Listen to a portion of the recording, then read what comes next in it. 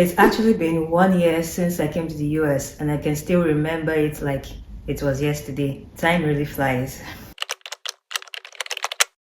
March 1st, 2025, around 1 a.m., I came into the United States of America on a K1 visa to be reunited with the love of my life. Aww. To be honest, I hadn't really imagined much about what life would look like in the United States of America. I mean, I knew that when I come into the United States, I would want to further my education, I would want to work, and all I cared about then was just to reunite with my fiancé, who is now my husband. I wasn't really thinking or expecting, much about what life would look like. I know I was definitely going to miss people I was leaving behind, but you don't really get the big picture of what you're coming into until you actually arrive. When I eventually got into the US after recovering from jet lag and the initial excitement started to wear off, I finally got a reality check. Yeah, reality started to hit. The first reality that hit me was that I was not going to see my parents or my siblings or my friends for a very, very long time. I started to feel homesick. I was missing everyone really dear to me. I was missing my parents, my friends, my siblings. I missed the busy streets, the roadside sellers, the street food. Oh my God, I'm still missing Bole. I miss the suya man selling suya at night, the akara woman frying akara in the morning. That's when I started to realize that if you're craving anything, you have to make it yourself. It's not like you can easily just stroll and just buy what you want, what you're craving, easily. I mean, don't get me wrong, we have African restaurants here where you can buy certain African food, Nigerian food, but I don't think I've seen where they sell bole or bakara. I may be wrong, but I haven't seen. I know they sell suya, but some of these things are they're not cheap. They're expensive, not so expensive, but not something you would want to be getting every day. Obviously, sometimes you might just have to prepare it yourself if you want. So it's not as cheap as when you can easily get it in Nigeria. You can't even compare. Even if you want to do dollar to naira conversion, you can't compare. Although that's not ideal because you're not living in, you're not using naira here, but still it's more expensive than buying McDonald's and Chick-fil-A. So this has made me to start trying recipes that I've never tried before while I was in Nigeria. Like I made bole for the first time when I came to the United States. I made shawarma. I've made so many things I can't really remember at the moment, but yeah, that was one reality check. The next one that hits me was the feeling of being stuck. It's not like, I don't know how to really explain it, but I just felt at just one particular stage of my life, I felt like I wasn't moving. I just felt stagnant. I had my husband. He was trying to keep me company while he was around and take me places and all, but most times he's working. Most times everyone around was working, and I'm just home, and I'm like, what exactly am I doing with my life? Because I'm still processing my papers. I'm still trying to get my social security number, so I can't work, I can't go to school, I can't really do much, because places where you go to, if you want to work, they ask you for your social security number, plus you also use that, for your taxes. And so I was at home for months, so I didn't know what to do. But eventually I just started, creating content, learning how to edit. I'm still learning how to edit. I started trying new recipes, anything to just keep me busy. My husband told me I should enjoy, this time of being at home and having nothing to do, because when I start to work, I'm going to miss this vacation time I have now, which is true because I've seen, the work culture. I've seen the way people work here, and I'm going to talk about that later, but I can tell you that I knew when I started to work I was going to miss it eventually, but yeah, I was just tired of staying at home. And I eventually got my green card, my social security number, and I started, processing or applying for a driver's license. I started looking for a job and applied to college. I said, feeling like I was making progress in a new country. Another reality check I got was the cost of living here. Like I said earlier, I know it's not ideal to, convert dollar to naira because that's not what the currency we are using here. But sometimes when I just think about the rent we pay monthly, the rent we pay monthly here for a 1-bedroom apartment can get you a 2-bedroom apartment, can pay for a 2-bedroom apartment for a year in Abuja, Nigeria. I used Abuja because Abuja is known to have apartments that are on the high end, higher prices, so you can imagine. But yeah, even if we don't do the conversion, cost of living here is still kind of high. I think it might also depend on the area where you stay. Where we stay is a little bit more expensive, so aside that, we pay for rent monthly, which is new for me because back home we pay rent yearly. Then you also pay for electricity bill monthly, you pay for water bill monthly, you pay for parking. You pay for parking because we stay in an apartment, and so we will pay for a parking space in the garage. We also pay for internet. You pay for your phone, data also. There's a lot of monthly expenses that you make, and you start to realize that, yeah. I'm grateful I have my husband who is handling the bills, and yeah, that was one of the things that I wanted. That was one of the things that made me want to work so I could assist him, because I started to see that it was not as easy as people think, back home. I'm really happy that the credit card system really works well here, because I can't imagine somebody using cash to pay all this expense. I don't even think that's possible. I mean, if you're earning a lot in a month, sure, but yeah, I'm glad the credit card system is in place because it helps. When you pay with your credit card, you can reimburse later and then clear your debts. Another thing I didn't see coming was that the job hunting was not as easy as I thought it would be. I literally applied to 24 different places and only 4 called me back for interview, and then I finally got a job. But yeah, I was getting so many. Unfortunately, we regret to inform you that they've chosen other people with better qualifications or better experiences. So probably because I didn't have much experience working in the US, so they probably, I don't know the reason, they probably don't want to waste time on training a new person, so they just easily just get someone else that has done the job. So I did not see that coming. I thought you just apply and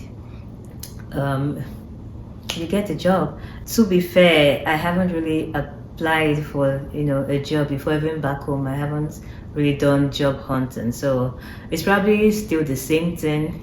But when you hear of America, the land of opportunity, you expect that it's going to be easy. But yeah, I don't know, that's just my experience. I'm just saying what I went through and what was my thought process at the time, and which is still my thought process. America is a land of opportunity, of course, but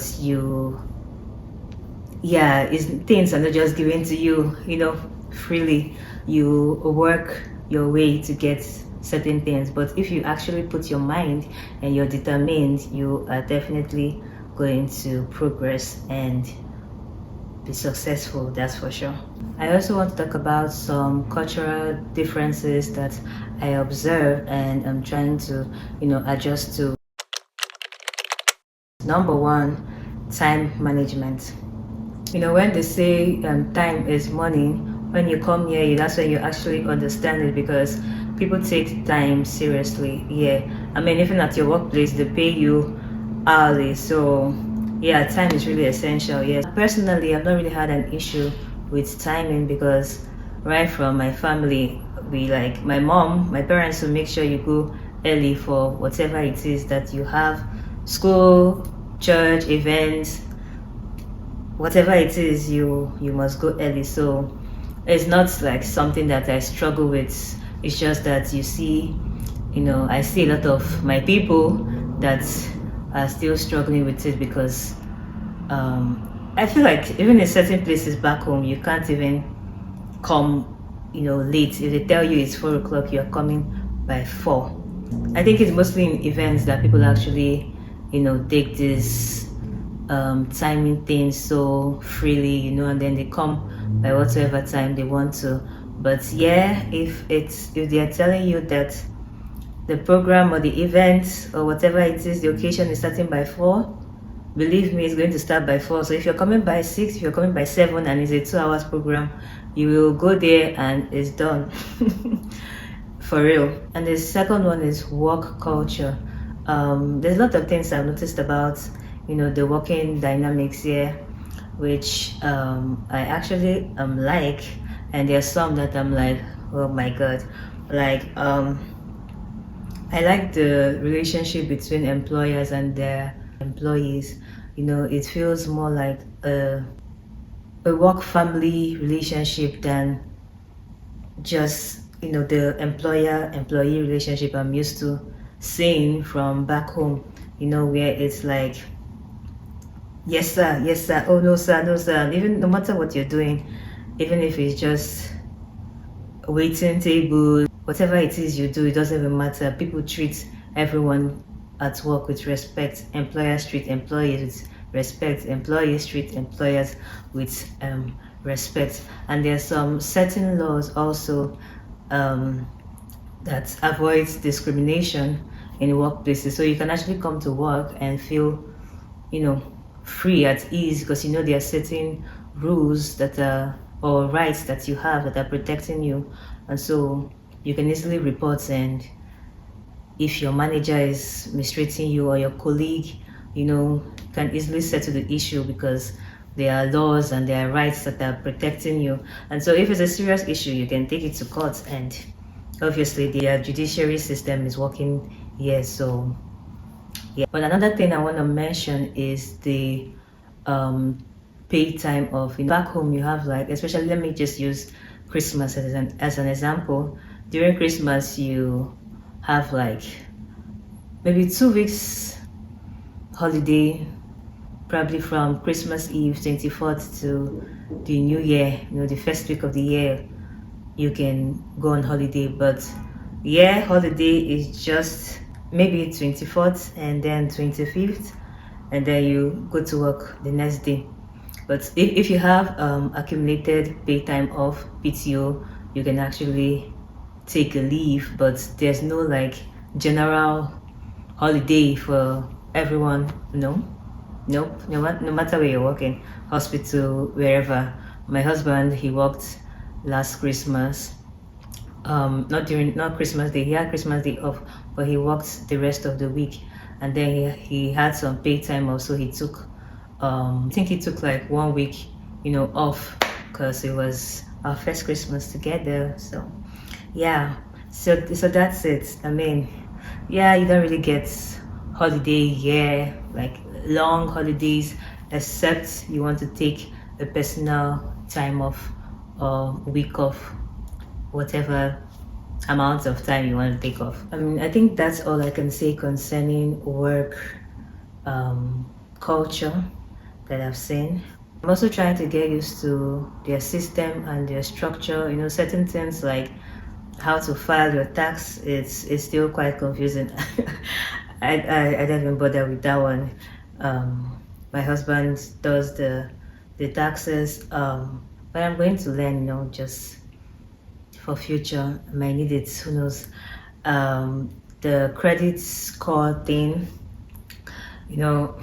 I'm on the process of building my credit score. I want to work on getting a credit card, and then actually start making purchases with that card. The more you purchase with your credit card and pay off, your credit score builds. So that's how one builds their credit score. And this is really important because you're going to, maybe if you want to move to a new apartment, if you want to get some properties, they would like to see your credit score to know if you maybe can get a loan from the bank, or certain things. But the credit score really helps,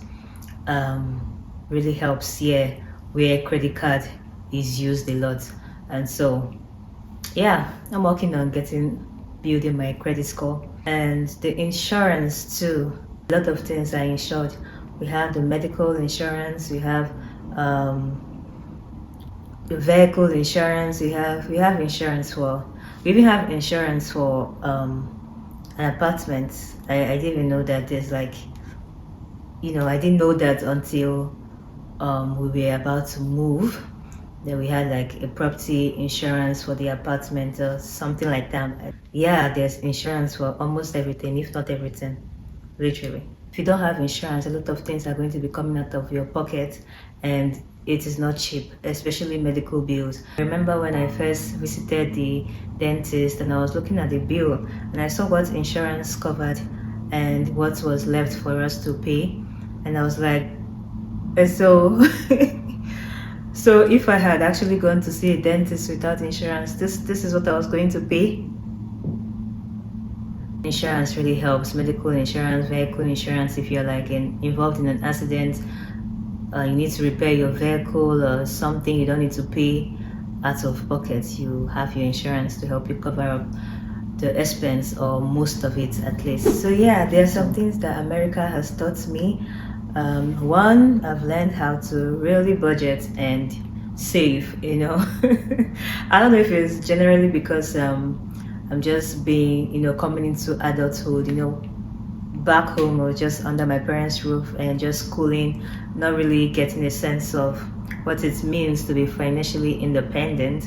But now my husband and I, working through our finances, I'm really coming to understand budgeting, saving, investments, and all those. And I'm really excited because I feel responsible. So I don't really know if that's like America teaching me that, or if that's just adulthood in general. So America has taught me like boundaries and personal space.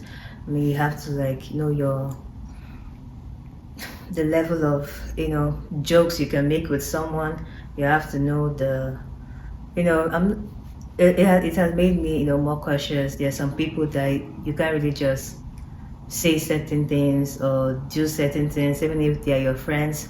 Not as much as I was free back home with my friends, with family. There are certain jokes we make, certain ways we play, and all that. Yeah, you have to be really careful because there's a lot of sensitive topics out there. You just really have to be careful what you say, how you act, because this quick, that's how you can get a lawsuit here. And sometimes I'm like, is this really a big deal? When I see certain things or I hear certain things, and I'm like, I don't think it's a big deal, but it is a big deal for a lot of people. So yeah, I've learned to be more sensitive and cautious in dealing with people, which brings me to mental health awareness, because there are a lot of people going through things that you may not know, and they might not know how to handle it, and you might say things or trigger them with how you behave and all that. It has also made me realize that there are certain things that I'm dealing with that I might actually need therapy. Back home we don't really take therapy that serious. Some people may do, but it's quite expensive. Even if you want to, you rather use that money to do other things. So yeah, you then realize that there's certain things you actually do need to deal with as a person. And yeah, even if I'm not undergoing therapy at the moment, but at least I'm aware, and I'm protecting my mental health, and I'm learning to not trigger other people also, or cause anybody trauma. So all that to say, my 1 year so far in America has been exciting, it's been fun, it's been filled with adventures, learning. There's still one thing I need to try though. I need to try the bus. I haven't tried the bus. I almost did, but yeah, something came up. I need to try the bus because I don't really know how the bus system works. Like, I know I see the bus going from stop to stop, but I need to try that. But yeah, there's a lot of adventure. I've actually been to 4 different states in America so far, thanks to my husband. And I can tell you that, you know, being to different places, you get to see different cultures, different types of people. You know, you can be in certain place and this group of people are nice to you. You can go to another place and they are mean. You can go to this place and they are welcoming. You know, it just depends on where you find yourself. I remember when we went to Maui and oh my god, it was just a welcoming feeling, you know. It was just, we even had someone, a family right from the airport give us $150, yeah, because they found out that it was our honeymoon and they just gave us $150 cash. So you can just go to different places and meet different people. So you can't just make a general conclusion about the country just based on the states where you find yourself, because if you travel to different parts of the states, you see it just feels like you're in a different country entirely. My 1 year in the US has been really exciting, really fun, and I'm grateful for all the support I have from my in-laws, from church members, from my husband. He's literally the best. And you know, sometimes I'm just like grateful that I have, you know, a community. I have my husband, because I imagine coming here maybe on a student visa or work visa, and I just try to imagine or think and wonder how I would have coped, because I don't think I can go to a different country on my own, except if for vacation. But to start a new life, yeah, it's been a year of learning and unlearning, a year of growth, a year of progress. I'm actually happy with how far I've come in a year, and yeah, I still miss home. I still miss my family. I still miss certain things that reminds me of home. You know, I'm happy with how far I've come and the progress I've made in 1 year, both emotionally, mentally, financially, in every area of my life, and I can't wait to see what the coming years has in store. I know it's going to be great by God's grace. That's it for today's video, guys. If you stayed up to this point, I hope you found this video helpful in some way or enjoyable, and please leave a like and a comment, and if you've not subscribed, please subscribe. Thank you, and I'll see you guys in my next video. Bye.